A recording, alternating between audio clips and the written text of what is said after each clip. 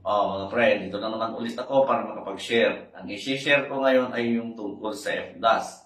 Samahan niyo ako para marami tayong matutunan. Conventional FDAS tayo. Ngayon, ito yung loob ng Fire Alarm Control Panel. Diyan sa Fire Alarm Control Panel, may makikita ka na para sa power supply, AC. Sa AC, may makikita ka dyan ng pagkukonikan ng neutral, earth, tapos yung live. Line to ground yung power source. Pag line to line, kahit magkabaliktad dyan, kasi nakakonect naman itong dalawang ito sa breaker, sa branch ng panel box.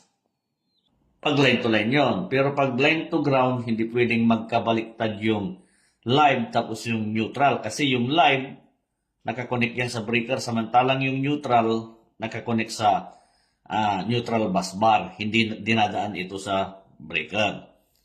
Yan. May makikita ka ganyan para alam mo ang pagkunikan mo pagpasok ng power supply. Ngayon, mayroon siyang battery. May mababasa ka dyan ng DC.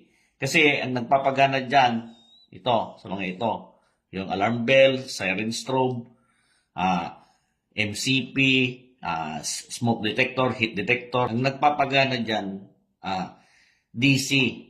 Bali, pagpasok ng AC, ko-convert niya sa DC para paganain ang mga device na to. Ngayon, mayroon siyang battery.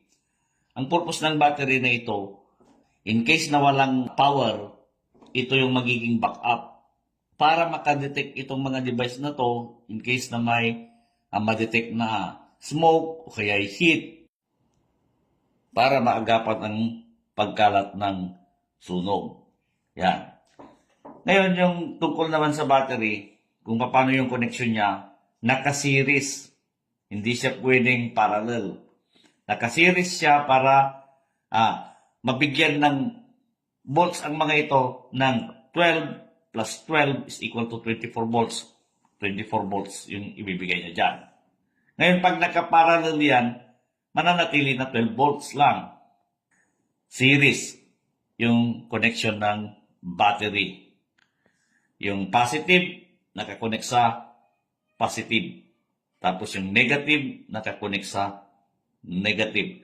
Series connection siya, kaya negative, positive. Ngayon, dito naman tayo sa mga devices. Kung paano yung connection niya dito sa Fire Alarm Control Panel. Yan. Ngayon, dahil sa AC, convert sa DC, positive, negative, positive, negative, positive, negative, positive, negative. Yung SND1, SND2 para sa sound. Ito yun, alarm bell o kaya yung siren strobe. Yan.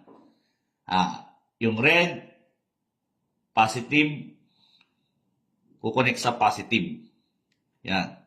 Tapos, supplyan yung susunod na device, connect sa positive. Tapos dito sa negative, ganun din. Kukonek sa negative, tapos supplyan niya yung susunod na device, punta ng negative. Ngayon, kailangan ng EOL, end of line resistor. Resistor ito. Kailangan yan. Ngayon, yung tungkol dito sa positive, negative, mababasa mo yan doon sa device na ilalagay mo. May nakatatak doon na positive, negative. Kaya madaling i-connect. Madali yung connection. Ngayon, kunyari, mahaba to, tapos may mga splicing ka pa sa mga junction box o kaya sa man na splicing point. Color coding para hindi ka malito.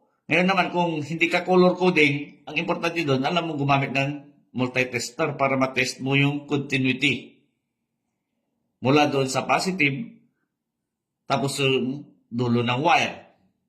Para alam mo kung alin yung positive na i-connect mo doon sa device. Ganon din dito sa negative. Kung wala kang color coding sa wire. Yan. sound. Ito yung tungkol sa sound. Ngayon naman dito sa Zone 1, Zone 2, ito yung tungkol sa mga smoke detector, heat detector, manual control point. Dito siya sa zone. Oh. Depende na yan sa'yo kung gusto mo sa Zone 1, Zone 2. Oh. Itong ginawa ko, nasa Zone 1. Yung pag-wiring, parehas lang din doon. Importante, huwag mong pagbaliktadin yung positive, negative doon sa mga device na pagkukunikan. Kaya, positive, yung red, papuntang positive ng device. Tapos, supplyan nyo yung sunod na device, positive siya, kukonek. Positive, supplyan nyo yung susunod na device. Ganon din dito. Yan. Dalawa yung positive. Pag ganyan, ibig sabihin may continuity yan. Pag iisa lang yan, o di dyan mo i-connect, i-splice mo sa iisang point.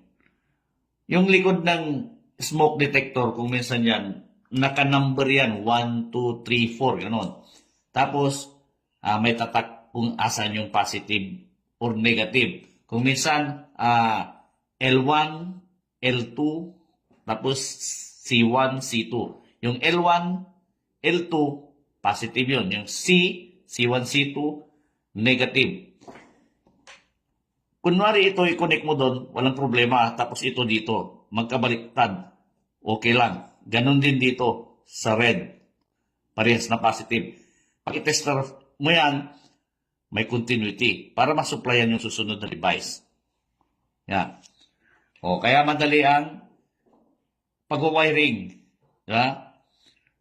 O, basta alam mo yung positive, negative, doon mo i-connect yung positive na wire. Tapos yung negative na wire, doon siya sa negative na wire. O, higit sa lahat, sa dulo ng mga devices, kailangan mayroong EOL. End of the line resistor. Ayan. Kinakabit yan sa dulo ng device. Kunyari, ito yung linya, yung pinakadulo. Hindi dito, doon sa dulo. Ganon din dito, yung pinakadulo na device. Yan yung importante dyan para sa EOL. End of the line resistor. Okay.